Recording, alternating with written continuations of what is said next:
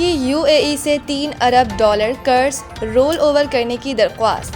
ذرائع وزارت خزانہ کے مطابق وزیر اعظم شہباز شریف نے خط کے ذریعے UAE قیادت سے $3 ارب کے قرض کو رول اوور کرنے کی درخواست کی ہے۔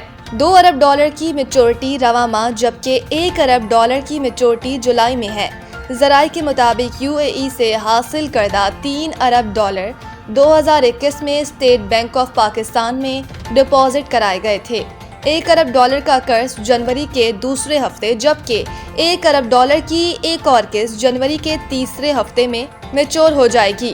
وزارت خزانہ کے ذرائع کے مطابق حکومت کی جانب سے $3 ارب کی تینوں اقساط کو میچورٹی سے قبل رول اوور کرنے کی درخواست دی جا رہی ہے اور توقع ہے کہ تینوں اقساط بر وقت رول اوور ہو جائیں گی۔ ذرائع کے مطابق IMF کو قرض پروگرام کے دورانیے تک UAE سے رول اوور کی یقین دہانی کرائی گئی ہے۔ رواں مالی سال UAE، سعودی عرب اور چین سے مجموعی طور پر $12 ارب کے قرض رول اوور کیے جائیں گے۔ اسلام آباد کو بھی شنگھائی کی طرز پر ڈیولپ کرنا چاہتے ہیں۔ محسن نقوی۔ وفاقی وزیر داخلہ اور نارکوٹکس کنٹرول محسن نقوی نے شنگھائی کے اربن پلاننگ ہیڈ کوارٹر کا دورہ کیا۔ شنگھائی اربن پلاننگ کی ہیڈ میڈم چن نے وزیر داخلہ محسن نقوی کا استقبال کیا اور شنگھائی شہر کے ماسٹر پلاننگ ڈیولپمنٹ اور سہولتوں کے بارے میں تفصیلی بریفنگ دی۔ وزیر داخلہ محسن نقوی کو شنگھائی میں شہری سہولیات کے ساتھ ترقی کے تیز رفتار نظام کے بارے میں بریف کیا گیا۔ ویڈیوز اور ماڈلز کے ذریعے شنگھائی کے ترقی کے سفر اور ماسٹر پلان کے بارے میں بھی آگاہ کیا گیا۔ محسن نقوی نے شنگھائی کے جدید سہولتوں سے آراستہ اسٹیڈیم کا ماڈل بھی دیکھا اور شنگھائی اربن پلاننگ کے تحت تمام معلومات کو جدید طرز پر یکجا کرنے کے نظام میں گہری دلچسپی کا اظہار کیا اور جدید ٹیکنالوجی پر مبنی نظام کی تعریف کی۔ انہوں نے شنگھائی اربن پلاننگ کے تحت شہر کے نظام کو مربوط اور فول پروف بنانے کے اقدام کو بھی سراہا۔ اس موقع پر محسن نقوی کا کہنا تھا کہ شنگھائی شہر تیز ترین ترقی میں اپنی مثال آپ ہے۔ شنگھائی کی ترقی ہر شہر کے لیے قابل تقلید ہے۔ اسلام آباد کو بھی شنگھائی کی طرز پر ڈیولپ کرنا چاہتے ہیں۔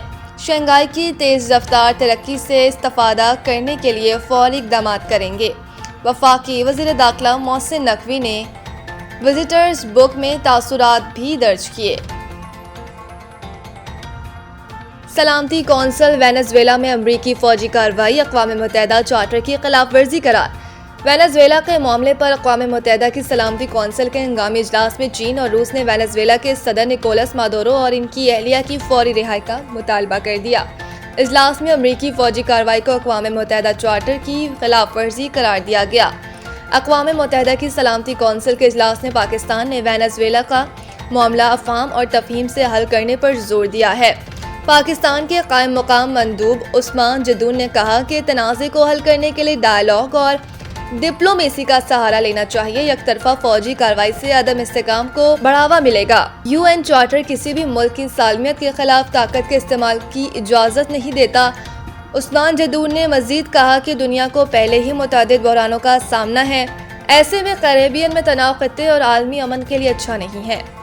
اس طرح کا سنگین اقدام اچھی مثال قائم نہیں کرے گا اور مستقبل میں غیر متوقع نتائج کا سامنا کرنا پڑ سکتا ہے۔ وزیر اعلیٰ کی ترقیاتی منصوبوں میں بالخصوص صاف پانی اسکیم کی بروقت تکمیل کی ہدایت۔ وزیر اعلیٰ پنجاب نے خصوصی اجلاس کی صدارت ہوئے 3 گھنٹے لگاتار Punjab development programme, Lahore development programme, مثالی گاؤں PHA، صاف پانی اور دہائی روڈ منصوبوں پر پیش رفت کی جانچ پڑتال کی۔ وزیر اعلیٰ مریم نواز نے سڑکوں میں کھدائی کے باعث عوام کو ہونے والی تکلیف پر معذرت کرتے ہوئے کہا کہ فلٹر پلانٹ سے متعلق عوامی شکایات موصول ہوئی ہیں، جن کے فوری ازالے کے لیے متاثرہ علاقوں میں واٹر فلٹریشن پلانٹس ترجیحی بنیادوں پر نصب کیے جائیں گے۔ انہوں نے ہدایت دی کہ واٹر بولٹنگ پلانٹس اور واٹر فلٹریشن پلانٹس کی تعمیر و بحالی 30 جون تک مکمل کی جائے۔ ڈیرہ غازی خان، خوشاب، رحیم یار خان اور بہاولپور میں عوام کو گھر کی دہلیز پر صاف پانی فراہم کیا جائے گا۔ لاہور کینال کی بھی صفائی جلد مکمل کرنے اور بارش کے بعد پانی کے نکاس کے اہداف پر بھی مقرر کر دیے گئے۔ اجلاس میں بریفنگ دی گئی کہ روڈ بحالی کے 1529 منصوبوں کے تحت 4031 کلومیٹر سڑکوں کی تعمیر و مرمت ہوگی۔ مثالی گاؤں پروجیکٹ کے تحت پنجاب کے 224 دیہات میں کام شروع ہو چکا ہے، جبکہ 459 دیہات میں واٹر سپلائی، چلڈرن پارکس اور اسٹریٹ لائٹس نصب کی جائیں گی۔ منصوبوں کی مؤثر نگرانی کے لیے لائیو ڈیش بورڈ قائم کرنے کی بھی ہدایت دی گئی۔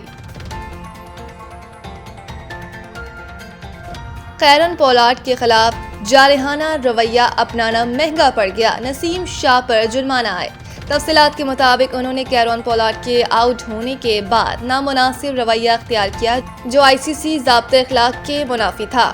یہ واقعہ میچ کے 11ویں اوور میں پیش آیا جب نسیم شاہ کی گیند کو کیرون پولارڈ نے دفاعی انداز میں کھیلا، جس پر پیسر نے گیند اٹھا کر پولارڈ کی جانب مسکرا کر دیکھا۔